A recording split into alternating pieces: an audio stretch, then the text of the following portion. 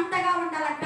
అగ్నిగా మంటగా ఉంటేనే కాల్చేస్తావు. ఒక శత్రువు చెలరేగుతున్న ఆ మంటని ఆ అగ్నిని ఆర్పాలంటే నీవు కూడా అగ్నిలాగా తయారవుతున్న ఆర్పలేదు.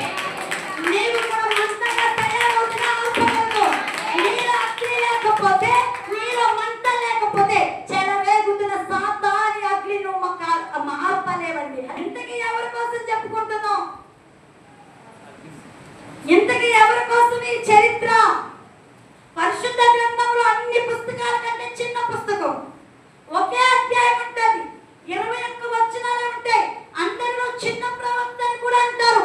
ఆ ప్రవక్త ద్వారా తన ప్రజల కొరకు ప్రవచించిన తన పైన తన ప్రజల పైన వ్యతిరేకంగా తిరిగి ఎవరిపైన?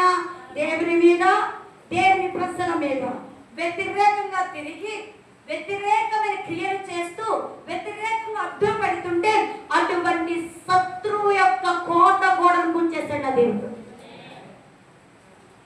అటువంటి శత్రువుని నిర్మూలన చేశాడండి. దేవుని ప్రజల్నే కనుక ఎవరైనా హింసిస్తే నీ దేవుడు ఓరక కూర్చుండే దేవుడు కాదు. నువ్వు నమ్మిన దేవుడు బలవంతుడు. నువ్వు మౌనంగా ఉండొచ్చు, కానీ నీ పక్షంగా ఉన్న దేవుడు మౌనంగా మాత్రం ఉండడండి. నీకు విరోధంగా ఉన్న ప్రతి ఒక్కరి మీద యుద్ధము చేసి నీకు విజయం ఇవ్వబోతున్నాడు. ఈ వంశం అంటే దేవునికి వ్యతిరేకంగా ఉన్నారంట. ఈ వంశం అంటే దేవుని ప్రజలకు వ్యతిరేకంగా ఉన్నారంటండి. మన దేవుడు ఎటువంటి దేవుడు అంటే తన ప్రజలు తప్పు చేసినా శిక్షిస్తాడు. తన ప్రజల మీద ఎవరైనా వ్యతిరేకంగా తిరిగి, అర్థమవుతుందండి, తన ప్రజలు తప్పు చేసినా శిక్షిస్తాడు. తన ప్రజల మీదకి, తన బిడ్డల మీదకి ఎవరైనా వ్యతిరేకంగా తిరిగి, ఎవరైనా తన ప్రజలను నిందించిన, ఎవరైనా తన ప్రజల మీద అవమానపరిచిన, ఎవరైనా తన ప్రజల్ని హేళి చేసిన, ఎవరైనా తన ప్రజల్ని కష్టపెట్టాలని చూస్తే నా దేవుడు ఊరుకునే దేవుడు కాదు అని ఈ పుస్తకం తెలియపరుస్తారు. ఈ పుస్తకంలో ఉన్న వ్యక్తులు ఎవరైనా ఎదోము అనగా అర్థం ఏంటి? ఎదేమీయుడు అనగా యాసావు. ఎవరండి? యాసావు సంతానం. ఎవరి సంతానం అండి? యాసావు ఎవరి కుమారుడు? ఎవరి కుమారుడు అండి? ఇస్సాకు. ఇస్సాకుకి ఎంతమంది పిల్లలు? మొదటి కుమారుడు పేరేంటి? యాకోబు. రెండవ కుమారుడు పేరేంటి? ఎదోము అనగా యాసావు అని అర్థం ఏంటి?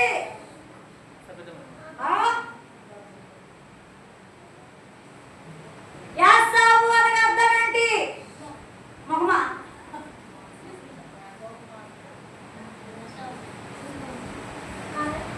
ఎర్రని వాడు, ఎర్రనిది.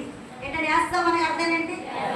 ఎర్రనిది లేక రోమం కలిగిన ఎర్రనిది అని తన పేరుకు తగిన జీవితమే వచ్చింది. ఎర్రదోము అని పేరుకు, యాసావు అని పేరుకు అర్థం ఏంటంటే ఎర్రని వాడు, ఎర్రనిది. ఏంటండి? ఈ ఎర్ర కూరను చూసంట ఆకలితో వచ్చే జాస్తత్వాన్ని పక్కకు విడిచి ఆ కూర కొరకు ఏది విడిచిపెట్టాడంట? చెప్పాలి. ఏది విడిచిపెట్టేశాడండి? ఏది విడిచిపెట్టేశాడు? ఏది విడిచిపెట్టేశాడు? జాస్తత్వం ఎంత శ్రేష్టకరమైనది తెలుసండి. ఇహలోకపు ఆహారం కొరకు పరలోకపు ఆశీర్వాదాన్ని విడిచిపెట్టేశాడు. ఇహలోకం ఈ దినాన్ని దైవజనంగామా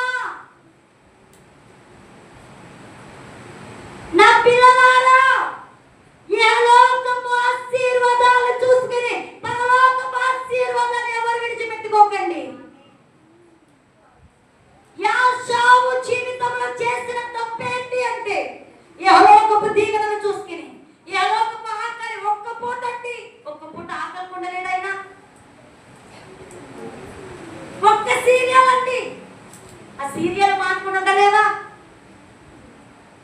ఆ ఒక్క సీరియల్ కొరకు పరలోకపు ఆశీర్వాదాన్ని విడిచిపెట్టేసుకున్నారా? ఒక్క సినిమా అండి, ఆ సినిమా చూడకుండా ఉండలేవా? ఆ సినిమా చూడకుండా ఉండలేక సినిమాను చూసి పరలోక తండ్రి ఆశీర్వాదం పోగొట్టేసుకున్నావు కదా.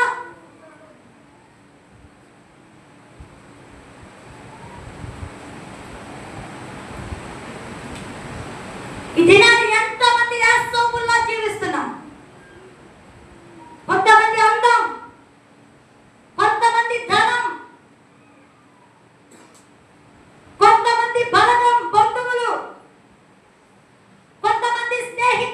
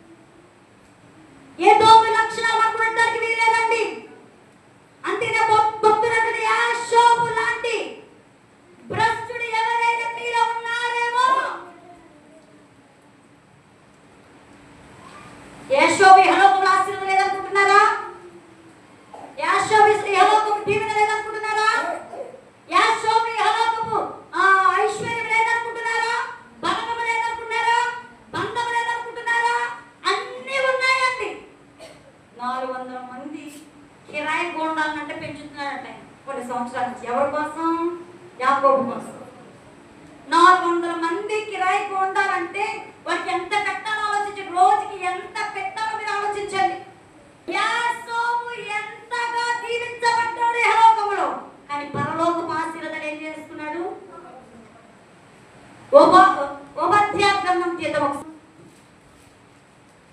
నువ్వు అగ్నిగా ఉంటేనే సాతానుని జయించగలదు, మంటగా ఉంటే నువ్వు సాతానుని జయించగలదు. అగ్ని మంట నీలో లేకపోతే కనుక శత్రువుని జయించలేవు అని ఓబద్యా గ్రంథం సెలవిస్తుంది. 1వ అధ్యాయం 18వ వచనంతో చదవండి. మరియు యాకోబు సంతతి వారు అగ్నియు, యోసేపు సంతతి వారు మంటయు అగుదురు. యాకోబు సంతతి వారు వారికి కొయ్యకాలుగా ఉందురు. యాకోబు సంతతి వారిలో ఎవడును తప్పించుకొనకుండా యోసేపు సంతతి వారు వారిలో నుండి వారిని కాల్చుదురు. యెహోవా మాట ఇచ్చి ఉన్నాడు. బిగ్గరగా స్తోత్రం చెల్లిద్దామండి. ఇప్పుడు మనం ఎలా ఉండాలంట? అగ్నిగాను. మనం ఎలా ఉండాలంట? మంటగాను ఉంటే ఎవరిని కాల్చగలము? యాషావు అనే శత్రువు చెలరేగుతున్న ప్రతి వ్యాధిని, ప్రతి అప్పును, ప్రతి ఇబ్బందులను మనం ఏం చేయగలమంటండి?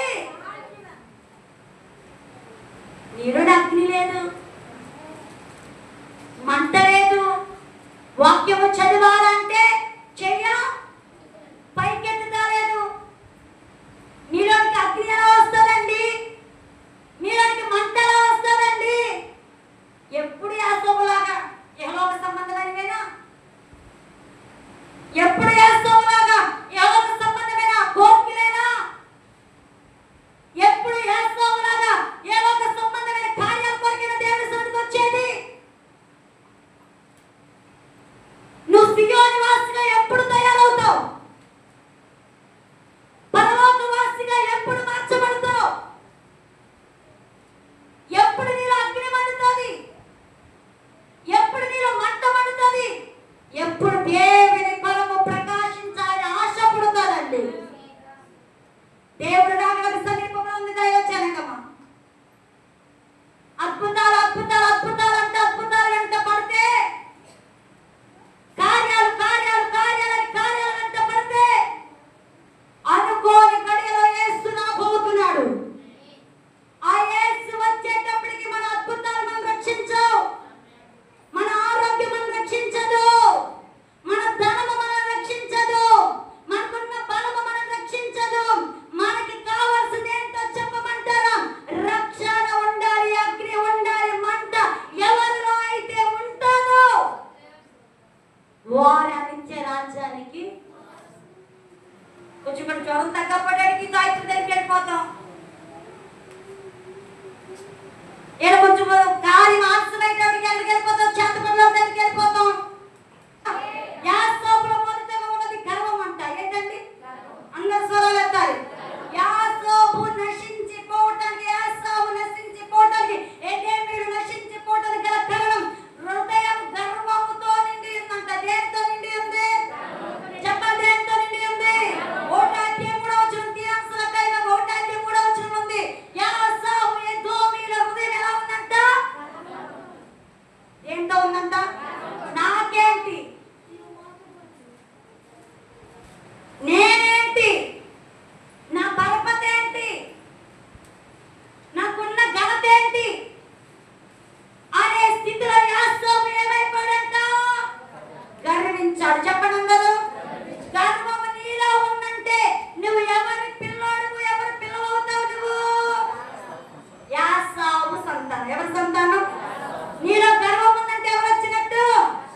రెండవది చూద్దాం. రెండవది ఆయనలో ఉన్నది ఏంటనగా ఆయన కొద్దిగా చెడిపోయాడంట. ఏమైపోయాడంట? యాకోబు ఏమైపోయాడంట? చెప్పాలి. ఇది నా ఎంతమంది చెడిపోతున్నారు. సెల్ ఫోన్లు చూసి ఎవరు పెళ్ళే కాదు, పెళ్ళైనా చెడిపోతున్నారంటండి. ఒక విషయం మనకి తెలియతావా? మనకి తెలియకుండా అపవాది అనే శత్రువు నాకంతా తెలుసు, నాకంతా తెలుసు, నేను సంసారాన్ని అయ్యాను, నేను కుటుంబాన్ని అయ్యాను, నేను ఇలాగా కన్నకంతా తెలుసు అనుకున్నాం. ఆ మధ్యలోని సాతాను మనల్ని ఏం చేసేస్తుందంటే స్వాధీనపరిచేస్తుందండి. లోకం ఎంత భయంకరంగా చెడిపోయిందో చెప్పమంటారా? వృద్ధులని లేదు, చిన్నోళ్ళని లేదు, స్త్రీలని లేదు, పురుషులని లేదు, ప్రతి ఒక్కరు దేంట్లో జీవిస్తున్నారు? అందరి చేతిలో ఏముందండి? చెప్పాలి. ఈ సెల్ సెల్ ఫోన్లో ఏం చూస్తున్నాం ఎవరికైనా తెలుస్తుందండి? చెప్పాలండి. కానీ చూసేది ఎవరు? చూసేది ఎవరు? మనం చేసే ప్రతి పాపాన్ని చూసేది ఎవరు? మనం చేసే ప్రతి రహస్య పాపాన్ని చూసేది ఎవరు? మన జీవితాలు ఎవరు చూడకపోవచ్చేమో కానీ దేవుడు మనల్ని చూస్తున్నాడు అని అంట. భయము కలిగి జీవించలేని జనాంగం ఎవరంటే యాసావు. దేవుడు చూసేటప్పుడు కంటండి బహుగా చెడిపోయాడంటండి. ఏమైపోయాడంటమ్మా? చెడిపోయి, మనసు చెడిపోయిందంట, హృదయం చెడిపోయిందంట, ఆలోచన చెడిపోయిందంట, బుద్ధి సరిపోయిందంట. తన జీవితంలో మంచి అనేది ఏంటో ఏదోలా కనబడలేదంట. ఇది నా ఆత్మీయుల ఎవరైనా స్థితిలో ఉంటే జాగ్రత్త. నీ కళ్ళు సరిగ్గా లేవా? నీ కళ్ళు వ్యభిచారపు చూపులా ఉన్నాయా? ఒంటరి చూపులా? ఒంటరి నడవడిక? జాగ్రత్త సుమా. అక్కడ ఉంటుందండి, ఆ ఉపాధ్యాయ గ్రంథంలో ఉంటుంది, 1:11 ఉంటుంది. నువ్వేదైతే చేస్తున్నావు అది నీ మీదకి వచ్చేస్తాను. మంచి విత్తితే మంచి, చెడు విత్తితే పాపం, విత్తితే గర్వం, విత్తితే నీతిని, విత్తితే యథార్థతను, విత్తితే పరిశుద్ధతను, విత్తితే నోరు తెరవరా? నువ్వు ఏమి విత్తితే అత్తగారు నువ్వు మంచిగా చూస్తున్నావు అనుకో, నీకు వచ్చే కోడలు కూడా నేను మంచిగా చూస్తాను. నువ్వు నీ కోడల్ని కూతురుగా చూస్తున్నావు అనుకో, అత్తింటికనే నీ కూతుర్ని కూతురుగా చూస్తాను. ఈ రోజున అత్తగారిని ప్రేమించలేని కోడలు ఉంటారు. రేపొద్దుట ఆగ కోడలు ఏం చేస్తారు? ఈవిడ పక్కింటికి వెళ్ళి పొలం ఇంటికి వెళ్ళి అన్ని చెప్తే మా కోడలు నుంచి మా కోడలు అని చెప్తే ఆ ఊరలు అంటారు. ఒకప్పుడు అత్తగానే ఈవిడ చూసిందేంటి, ఇప్పుడు ఈవిడ కోడలు చూస్తారు. రేపు పురుషులు కూడా అంతే. మీ తల్లిదండ్రులు మీరు బాగా చూస్తున్నారు అనుకో, రేపు మీ పిల్లలు కూడా మిమ్మల్ని అలాగే, మీ భార్య వాటిని, ఇరుగు పొరుగు వాటిని మీ తల్లిదండ్రులు మీరు బాగా చూసుకోపోయారు అనుకో, నీకు కూడా మీ పిల్లలు అలాగే చూస్తారు. అందుకనే ఒక కుమారుడు అంటండి, ఆ కుమారుడు కదా ఒక కుమారుడు అంట. ఆ కుమారుడు చిన్న వయసుని గారాభంగా పెంచారు. గారాభంగా పెంచాలంటే పెద్దవాడంట, మంచిగా చదివించడం ప్రయోజనం అయిపోయాడంట. నెలకి ₹1,00,000 వివాహం చేసినంత కోడలు వచ్చినంత కోడల కొడుకుకి ఒక కుమారుడు పుట్టారంట. ఈ కోడలు ఈ ముసోలు ఇద్దరిని ఎలా చూస్తుందంటే కుక్క కింద ఉన్నారు కదండి. అలాగే ఇప్పుడున్న యవనులందరూ నేర్చుకోండి. అత్తవారిని ప్రేమతో తల్లిగా చూస్తే, మాంగారిని తండ్రిగా చూస్తే, నువ్వు అత్త మామని ఎంత ప్రేమగా చూస్తున్నావో మీ ఇంటికడ మీ అమ్మ నాన్నని, మీ మరదలు వదులు అదే ప్రేమతో చూస్తాను. నువ్వు ఇక్కడ తేడా కొడుకు ఏది విత్తితే ఆ పట్టే కోసేస్తాను. మగోడు మీరు కూడా ఈ పిల్లలు ఏం చేసేదంటే నీకు ఇన్ని దాసేది ఎలా తెలీదు. ఈవిడ వచ్చి మాటకి మాట చెప్పినట్టుగా ఆ బీపీ రేజ్ అయిపోయి చివరి కంటే కసాగారు ఉంటే ఆ కర్రతో కొడుతున్నాడు అంటే తల్లిదండ్రులు. నీకు ఇది పెడితేనే ఆ భార్య ఇంకొక మాట అంటే ఇంకొక మాట అంటే ఇతను కోపంగా రేజ్ అయిపోయి ఆ తల్లి, బాబా నువ్వు పెట్టే ముద్దు కొరకు మేము చూస్తున్నాము తప్ప మేమెందుకు తాతామయ్యా, నువ్వు సుఖంగా ఉండాలని, నువ్వు సంతోషంగా ఉండాలని. మేమేదన్నా అంటే నీ భార్యతో నీకు శ్రమనే, నరకమనే, మాకు కష్టమైన బాధ అయినా ఏదైనా కావాలని నీకు చెప్పుకోలేకపోతున్నామయ్యా. అలా మేము జీవిస్తే మేమెందుకు దాచుకుంటామయ్యా అగ్నిని అని అన్నా సరే ఈ మూర్ఖుడికి అర్థం కావట్లేదంటే. ఈ లోక కొడుకు వచ్చాడంటే లోపల నుంచి, ఏంటి మమ్మీ ఏంటి డాడీ తాతయ్యలు కొడుతున్నారు అన్నాడంట. అనగానే ఒరే మీ తాతయ్యల గురించి నీకు తెలియదురా, అమ్మ అంటుందంట. మీ తాతయ్యల కోసము నీకు తెలియదురా, వాళ్ళకి పెట్టే గిన్నెని ఏం చేస్తారు? అప్పుడు కొడుకు అంటాడంట, ఆ గిన్నె ఆలదాయిగా అది నేను. నీకేం కాలం పట్టిందిరా? నిన్ను అల్లారు ముద్దుగా పెంచుకుంటుంటే, వెంటి గిన్నెలో పెట్టి పెడుతుంటే నిన్ను అల్లారు ఆ కుక్క గిన్నె అని అవసరం నీకెందుకు వచ్చిందిరా అంటే, నాకు కాదు అవసరం, రేపు నీకు అవసరం, మీ ఇద్దరికి అవసరం. ఈ రోజున తాతని మామని మీరు ఇలా చూస్తున్నారు. రేపు నేను ఉద్యోగస్తుని అవుతాను, రేపు నేను ఉద్యోగస్తుని అవుతాను, రేపు నాకు భార్య వస్తుంది, ఆ భార్య కూడా అమ్మలాగానే ఉంటుంది. అప్పుడు మీ ఇద్దరి గతి కూడా జాగ్రత్త. ఏమి విత్తుతున్నాము ఆ పంటని. మంచి విత్తితే, ప్రేమను విత్తితే, నీతిని విత్తితే, యథార్థతని విత్తితే, పరిశుద్ధతని విత్తితే, చెడు విత్తితే, ఏదే మీరు చెడు విత్తారండి. వాడి హృదయం గర్వంతో నిండి ఉందంట. రెండోది హృదయం ఏమైపోయిందంట, అదే 1:5 వచ్చింది, దేవుడు చూస్తే చెడిపోయారంట. ఏమైపోయారంట? మూడోది చూస్తేనంటే వారి జీవితంలో మూడోది చూస్తేనంట తక్కువ శ్రమలో ఉంటే ఆనందిస్తారంట. ఇది ఆ పంటనే. ప్రియ దైవ జనాంగమా, ఏదోమి గుణమే కనుక నీలో ఉంటే, యాషోబు గుణమే కనుక నీలో ఉంటే జాగ్రత్త సుమా. ఈ దినమున ఈ హెచ్చరికలు బట్టి ఆ గుణాలన్నీ తీసివేసుకుంటే నువ్వు అగ్నిగా తయారవుతావు, మంటగా తయారవుతావు. యాషోబు అని సాతాను ఎంతగా నీపై చెలరేగినా దాన్ని కాల్చి ఆర్పే వ్యక్తిగా నువ్వు మార్చబోతున్నావు. హల్లెలూయా. ఏంటి యాషోబులో ఉన్న గుణము? గర్వం. ఏంటి యాషోబులో ఉన్న గుణము? చెడిపోయిన తత్వం. ఏంటి యాషోబులో ఉన్న గుణము? ఏంటండి? పక్కోళ్ళ శ్రమలో ఉంటే సంతోషం. ఈ 3 గుణాలు మనలో ఉంటే మాత్రం మన జీవితం సాతానే ఏలుబడి చేస్తారు. ఈ 3 విడిచిపెట్టి అగ్నిగా తయారవు. అగ్ని అంటే ఏంటి? పరిశుద్ధాత్మ. మంట అంటే ఏంటి అంటే యోసేపులో ఏముందంట? యోసేపులో ఏముంది? మంట. యోసేపులో ఏముందండి? యోసేపు అని పేరుకి అర్థం ఏంటి? ఫలించేడు. అగ్ని ఉండాలి, ఆత్మ ఫలములు. పరిశుద్ధాత్మ ఉంటుంది కానీ ఆత్మ ఫలాలు